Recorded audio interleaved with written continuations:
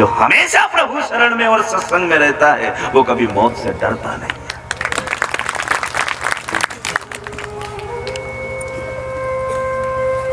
कांप रहा है, पकड़े केश, खींचा नीचे, सिंहासन पर बैठा था। छोड़ दे, दर्द होता है रे, मेरे केश को छोड़, मुझे दर्द होता है। जब तूने मेरी माँ के केश को पकड़ा और रस से खींचा, बता मेरी माँ को दर्द नहीं हुआ था? तुझे दर्द हो रहा है? ये सारी कथा अपने ऊपर है साहब। जब कृष्ण ने कंस के केश को पकड़ा और वही कंस कहता है मुझे दर्द होता है, श्री कृष्ण ने कहा था जब तूने मेरी माँ के केश को पकड़ा मेरी माँ को दर्द नहीं हुआ था। ये का यही मामला अपना है। हम किसी भी जीव पर छुरी तो चला देते हैं, हमें दया नहीं आती, लेकिन याद रखना हमारी औलाद को अगर कांटा भी लग जाए तो तू तुरंत गाड़ी में बिठा कर हॉस्पिटल ले जाता है। साहब मेरी औलाद को कांटा लग गया, मेरी औलाद बीमार है, मेरी औलाद को बुखार आ गया, वो भी तो किसी की औलाद ही थी।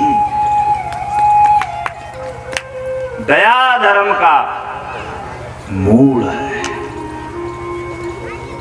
जहां दया नहीं वहां भाव नहीं, और जहां भाव नहीं वहां भगवान नहीं।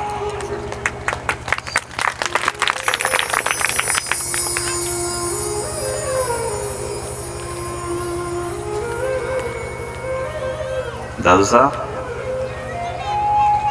जल्दी तो नहीं है? नहीं, 3 बजे तक तो बैठना।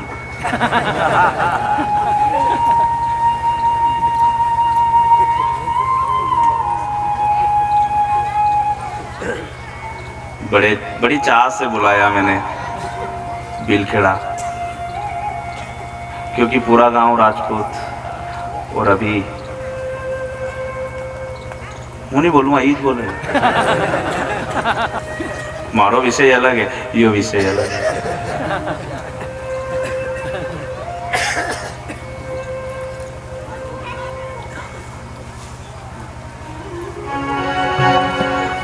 मारा मुक्का,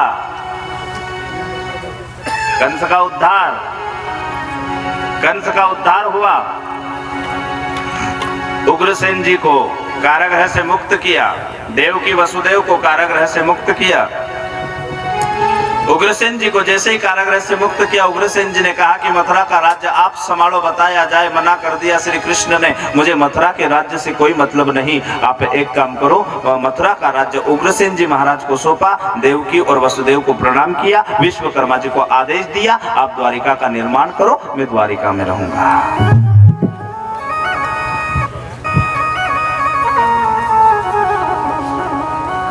मारा द्वार क्यारा नाथ, मारा 4 भुजारा नाथ, जो कुछ मांगू सब कुछ दीजो,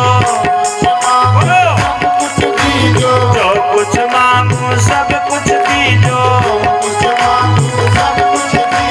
जोड़ो दोनों हाथ।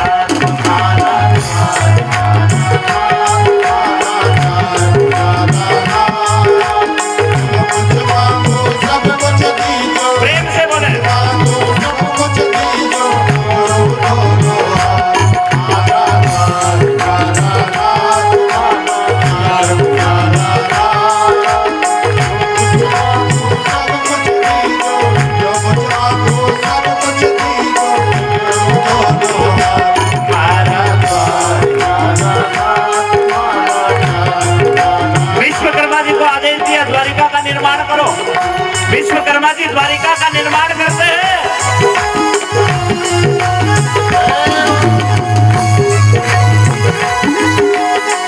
कंस को मारा और भगवान के शत्रु ज्यादा बड़े हैं, गोकुल में नहीं रहे, भगवान द्वारिका में रहने लगे।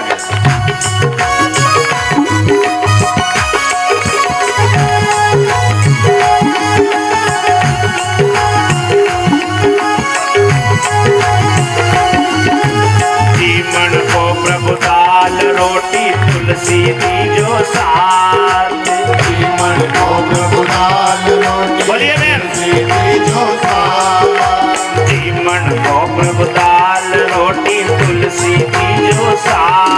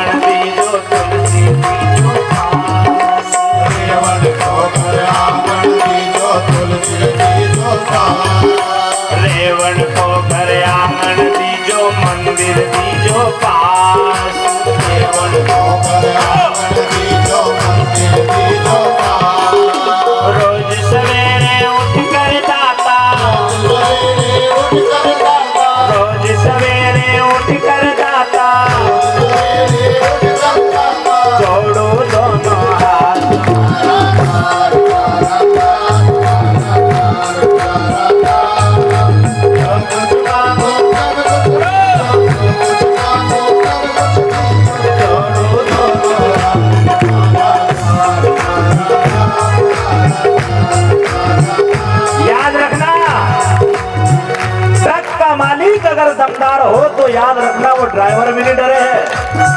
कोई भी रोके, भले बहुत बड़ा पुलिस वाला भी अगर गाड़ी को रोक दे तो याद रखना चाबी वहीं छोड़, गाड़ी वहीं छोड़ निकल लेता है। क्यों? क्योंकि उसका मालिक दमदार है। इस ट्रक का मालिक दमदार है साहब, मोर मुकुट बंसी वाला।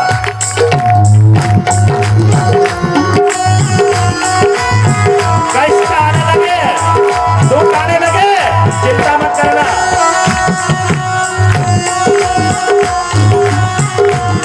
मजा आ रहा है? बोलो सावरिया सेठ की।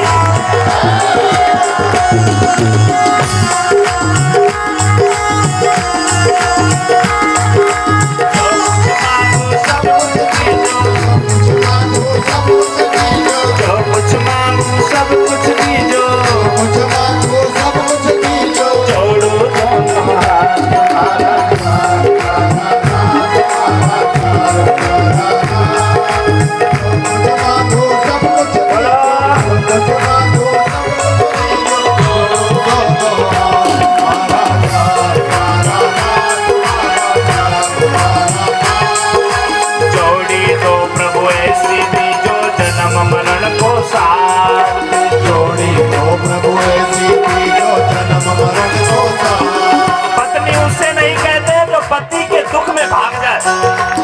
सुख आए और आ जाए और दुख आए भाग जाए।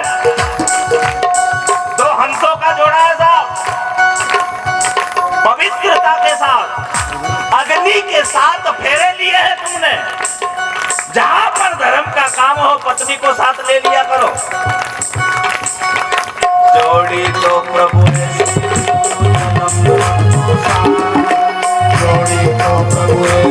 बोलो, इतना दीजो मेरे दाता, अंत समय जब आए दाता, कहूँ मैं तेरे साथ तुम्हारा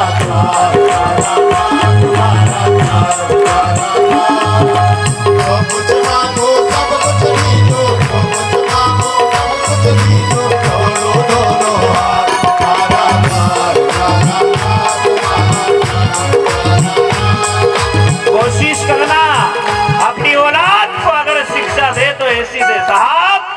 एक औलाद वो होती है जो राष्ट्र की सेवा करती है और एक औलाद वो होती है जो परम पिता परमात्मा की सेवा करती है। परिवार के लिए तो हर कोई जीता है, बच्चों के लिए तो हर कोई जीता है, माँ बाप के लिए तो हर कोई जीता है, लेकिन राष्ट्र के लिए जो जीता है उसे ही सुरेंद्र सिंह दादू साहब कहते हैं। सुरेंद्र सिंह राष्ट्रपुत्र, नाम ही राष्ट्रपुत्र लिख दिया। कायर की तरह क्या जीना साहब, शेर की तरह।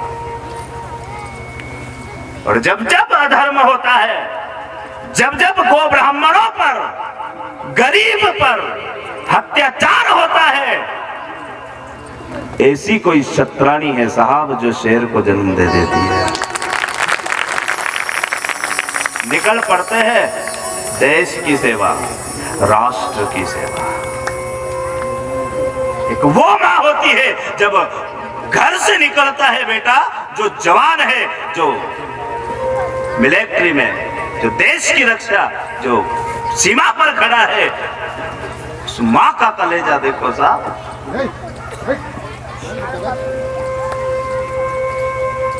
जब जाता है घर से देखती है, आखिरी नजर तो नहीं है, रोती है वो माँ। क्या पता वापिस आए नहीं आए। वो बहन जो हर रक्षाबंधन पर अपने भाई का इंतजार करती है और कलाई पर राखी बांधती है, वो बहन देखती है और सोचती है आखिरी राखी तो नहीं है, आए कि नहीं आए। जो पत्नी प्रेम करती है साहब, राह देखती है, वो आंखें टकटकी लगा कर देख रही है, कहीं आखिरी नजर तो नहीं है।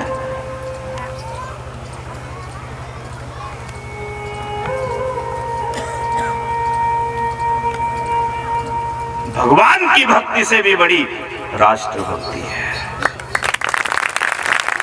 जो सबकी रक्षा करता है, जो सबकी दया करता है और सबको साथ लेकर के चलता है, उसके ऊपर साक्षात ब्रह्म कृपा करता है। उसके साथ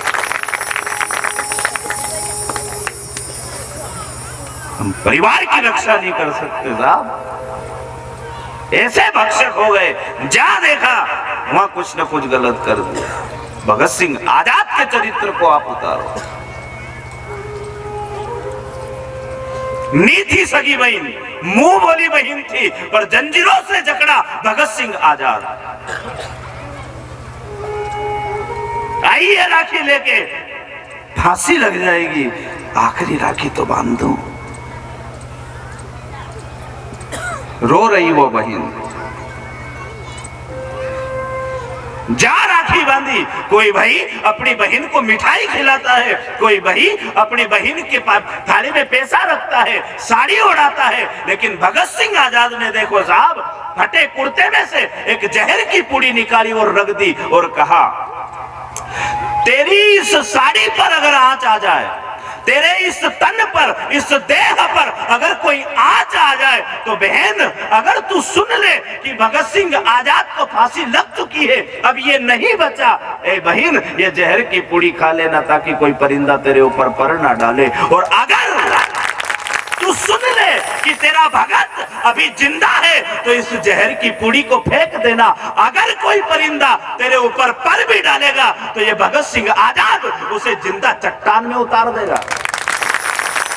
हम रक्षा की भक्षक हो गए साहब, जहां देखो वहां हाय पैसा, ये कैसी है, ये कैसी लगती है, ये क्या है, शादी कर लो रे, भागी जाओ।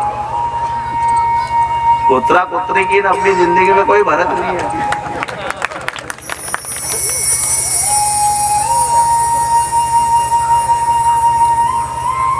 ऐसा कोई नाम कर जाना। चमक उठी सन 57 में, वो तलवार पुरानी थी, खूब लड़ी मर्दानी, वो तो झांसी वाले। क्या था उसने?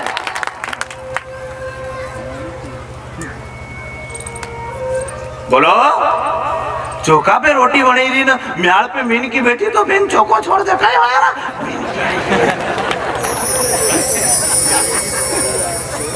बोलो साहब, यहाँ शेर की बातें हो रही है, अगर गली में टेकड़ा पाछे पड़ी जाए तो लोग खड़े हो चीज खा तो कहीं उतरो। यहाँ शेर की बात है साहब, जहाँ पकड़ा। भरत चरित्र को देखो आप, 3 भरत आए थे इस धरती पर, एक राम के भरत, एक जड़ भरत और दूसरे अहिल्या। छोटी सी उम्र, शकुंतला माई है ना, भरत जी की माँ का नाम शकुंतला। दोनों जंगल में थे, सामने शेर खड़ा। माँ ने कहा, ए भरत, ये शेर हमें मार देगा, ये शेर हमें खा जाएगा, बेटा यहाँ से भाग। छोटे से भरत ने कहा, ए माँ, इस शेर की क्या ताकत कि तेरे भरत को छू ले। अगर इस शेर ने एक शेरनी का दूध पिया है, तो इस भरत ने भी तेरा दूध पिया है। कैसी बात करती है? छोटे से भरत ने साहब जो पकड़ा शेर को हिलने भी नहीं दिया। हम खाली बड़ी बड़ी बातें करने में लगे हैं। चरित्र को उठाओ साहब, इतिहास उठा करके देखो कैसे शेर आए थे इस धरती पर। कायर की तरह क्या देना, कहीं नहीं तो दारू का ठेका पे दे दिया, वहां लटका खाए, कहीं नाली में पड़ी हो, कहीं जिंदगी है, कहीं जानवर है, क्या आदमी है। बोलो, आदमी को मंदिर बैठना चाहिए, आदमी नाली में पड़ा, वही पत्नी बात ना रहे आएगा। छोरा छोरी रस्तो देखे साहब, कहीं लाएगा, कहीं नहीं लायो, नाली में लोथम लोता हुई लायो।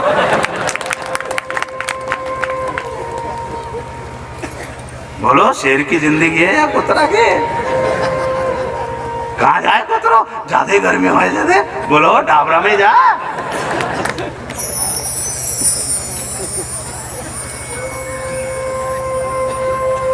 सही कही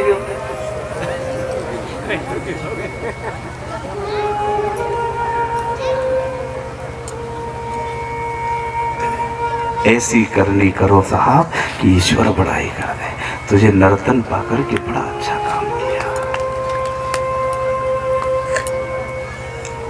माँ की तरफ देखो साहब, बुरा करने में 3 बार सोचो कि मैं कर क्या रहा हूं।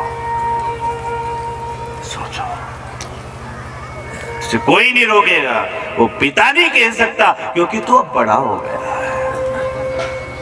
बाप जिस दिन लंबी सांस लेके बैठ जाए समझ जाना हार चुका है।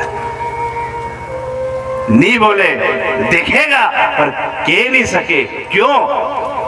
औलाद बड़ी हो गई।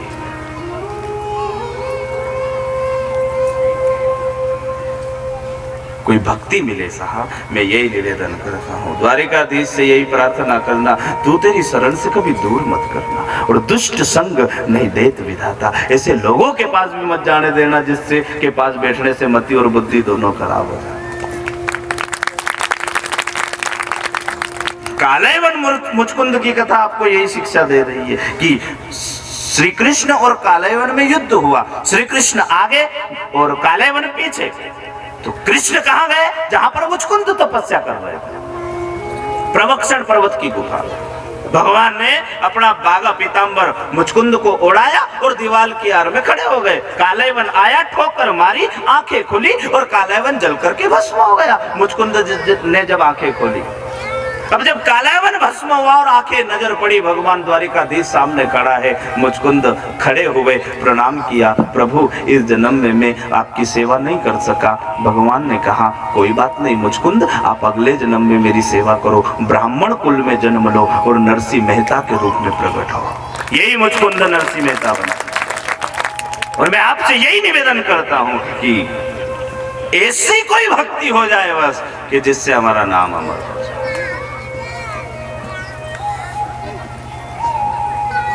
मैं 20 से 25 मिनट का समय दादू साहब को दूंगा। मेरी कथा को मैं थोड़ा सा यही विराम, क्योंकि अभी आप सब लोगों को जरूरत है। आइए आइए आइए।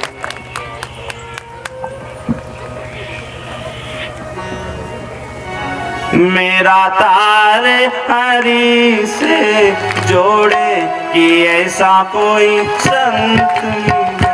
मेरा तारे हरि से जोड़े ऐसा कोई संत मिले।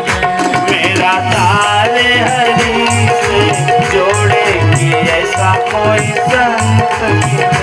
मेरा तारे हरि से जोड़े ऐसा कोई संत मिले।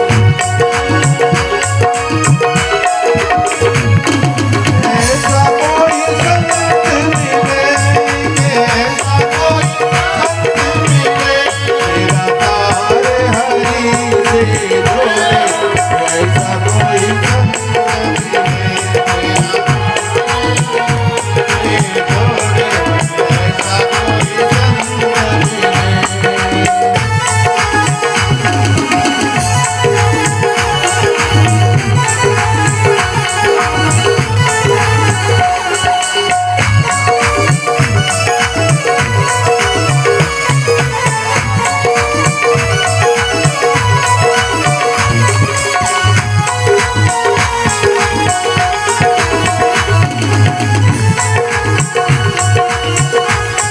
बोलो द्वारिकाधीश भगवान।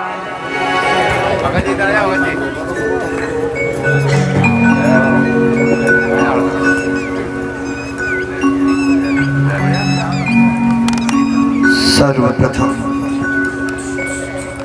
भगवत माँ के चरणों में मेरा नमन। तत्पश्चात ऐसे गुरु जिनकी वाणी सुनकर ही जहाँ जहाँ तक इनकी आवाज़ जाती है और वाणी जाती है वहाँ मैं कहता हूँ ये यज्ञ महायज्ञ हो गए। ऐसे गुरु के चरणों में मेरा तत्पश्चात जितने भी यहाँ सब श्रद्धालु भक्तजन बैठे हैं, जितने भी जो बैठे हैं, जिसे भी समाज के जिस भी कोट के जन्म के हैं, उन सबको, जितने भी यहाँ बैठे हुए सभी के कुल के देवी देवता और पितृ देवताओं को मेरा नमन, कोटि कोटि नमन करता हूँ।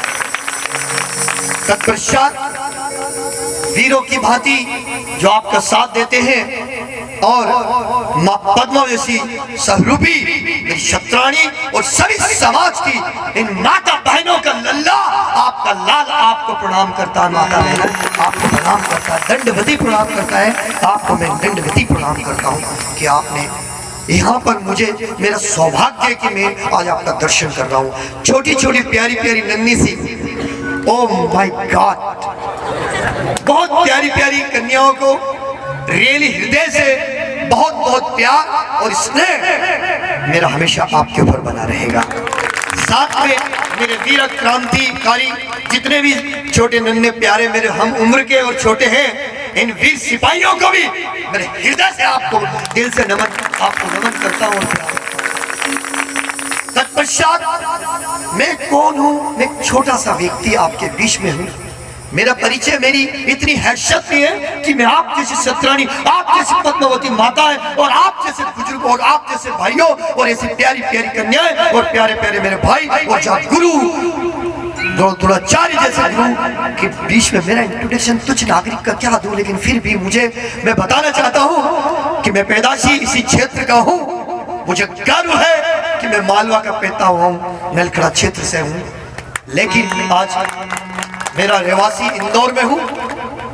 मेरा नाम सूरज सिंह सोनगरा, पिता नारायण सिंह सोनगरा, नलखड़ा के पास लसुड़िया केलवा वहाँ का एक व्यक्ति हूँ, किसान का लड़का हूँ। लेकिन जीवन में कुछ करने के लिए, संघर्ष करने के लिए आगे बढ़ने की कदम लिया और गुरुदेव ने मुझे आदेश दिया है कि यदि मुझे आपके पास मैं कुछ दे नहीं सकता हूँ, लेकिन हाँ आज मैं कुछ कह सकता हूँ। यदि आप सब मुझे सहयोग देंगे, दोनों हाथ खड़ा करके जय बोलो महाभवानी की, मां भवानी की, मां भवानी की, सोमणी शूरवीर प्रताप महाराणा की, महाराणा की, महाराणा की, मां पद्मावती की। ऐसे मां पद्मावती की जय जयकारा नहीं चाहूंगा। दोनों हाथ खड़ा करके जोर से पंडाल में एक नई पापीशन होनी चाहिए। मां पद्मावती की, मां पद्मावती की, मां पद्मावती की। अब मेरा इंट्रोडक्शन, सूरज सिंह सोनगरा, श्री राष्ट्रीय राजपूत करणी सेना से राष्ट्र महासचिव। एक पद, एक जवाबदारी होती है, पद की भाषा नहीं है। कहा गया अहंकार और ईगो और नशा। हे गुरुदेव, मुझे नशा देना है, माँ की कृपा देना है, नशा देना है, तो विनती करना गुरुदेव मुझे राष्ट्र का नशा दो, मुझे राष्ट्र का नशा, मुझे राष्ट्र के नशे को प्यार, बड़ा नशा देता है। इसीलिए आपके लल्ला को, आपके भाई को राष्ट्रपुत्र भी कहा जाता है। सूरज सिंह सोनगरा, इससे बड़ा पद किसी के पास नहीं हो सकता। आप सब भी लिख सकते हो राष्ट्र। आज मैं आपके सामने कुछ बातें शामिल रखना चाहता हूँ। मेरे भाइयों, मेरे किसान भाइयों, मेरे हम उम्र साथियों, जो राष्ट्रपुत्र होता है वो किसी एक समाज का नहीं होता है, सारी समाज उसमें समा जाती है और सारी समाज में वो समा जाता है, वही राष्ट्रपुत्र कहलाता है। तो इसीलिए भेदभाव की जो जंजीरें, इन्हें तोड़ो, इन्हें खत्म करो। ये भेदभाव की जंजीरें आपको धस रही है, इसे खत्म करो, उखाड़ दो, फेंक दो और ऐसे गुरु की मार्गदर्शन पर चलो जिन्होंने, देखो मैं पिछली कथा पे गया था और वहां से मुझे वापस बुलाया। मैं रहा नहीं, मेरी तबीयत बहुत ज्यादा खराब है, वायरल चल रहा मुझे वायरल। लेकिन गुरुदेव, मैंने आपसे कहा था जब जब आप राष्ट्र के प्रति और किसी गांव में मुझे मौका दोगे, मैं आने के लिए, मुझे आप यदि, मुझे मेरी इतनी हैसियत नहीं है, लेकिन हाँ एक बात वादा दिलाता हूँ, हम उसके वंश से रघुकुल रीत सदा चली आई, प्राण जाए पर वचन न जाए। मैंने वचन दिया था, मैं उस वचन का पालन करते हुए, तबियत खराब थी तो क्या हो गया? अरे तबियत तो छोड़ो गुरुदेव, यदि इस देश में ये ट्रैफिक भी जाम कर देगा पूरे हिंदुस्तान, तो धड़ धड़ धड़ करके आपके पास आ जाएगा, ये आपका भाई। लेकिन मैं आपके सामने कुछ बातें रखना चाहता हूँ। सबसे पहले मैं आज बहुत नसीब हूँ, मैं गांव में इतनी सारी मेरी माता बहनें इधर बैठी और इस संख्या से ज्यादा आप, मैं नमन करता हूँ, मैं आपको नमन करता हूँ माता, नमन करता हूँ प्यारे प्यारे, आपको भी नमन करता हूँ।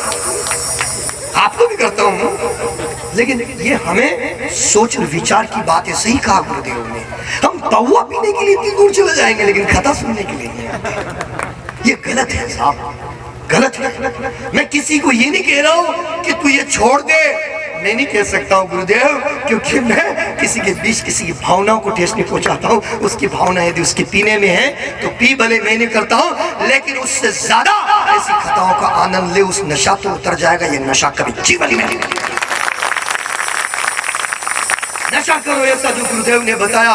मेरे भाइयों, एक बात याद रखना, मैं इस संख्या के ऊपर आपसे कहना चाहता हूँ। हम किसी भी जगह जाते हैं, कहीं पे भी जाते हैं, सबसे पहले अपनी बहू या बेटी या पत्नी कोई बीमार होती तो हम कहाँ जाते हैं? हॉस्पिटल। और हॉस्पिटल जाते हैं, चिल्ला देते हैं, चिल्ला चोट करते हैं। चिल्ला चोट इसलिए करते हैं क्योंकि वह महिला डॉक्टर चाहिए इनको। क्या चाहिए आपको? चाहिए कि नहीं चाहिए कि किसी जैन से इलाज करवाओगे आपकी माता, लेकिन महिला डॉक्टर चाहिए, लेकिन इनके घर में भी चाहिए, इनको दूसरे के घर में चाहिए। वाह रे वाह, वाह मेरे वीरों, उसे पढ़ाओ लिखाओ, नहीं तो एक दिन ऐसा आ जाएगा कि आप खुद शर्म के बारे में जाओगे। पढ़ाओ लिखाओ। महिला थाने में पुलिस में प्रॉब्लम हो तो महिला पुलिस चाहिए, अपने घर में नहीं, दूसरे के घर में चाहिए। गलत भावना है ये। आज के बाद उस भावना को बदल दो। महिला पुलिस, IAS, IPS, आपकी कन्या, आपकी बच्ची भी तो बन सकती है। क्यों नहीं विश्वास करते हो? क्यों नहीं पढ़ाना चाहते हो? यदि कोई पति नहीं पढ़ा रहा है तो बहन,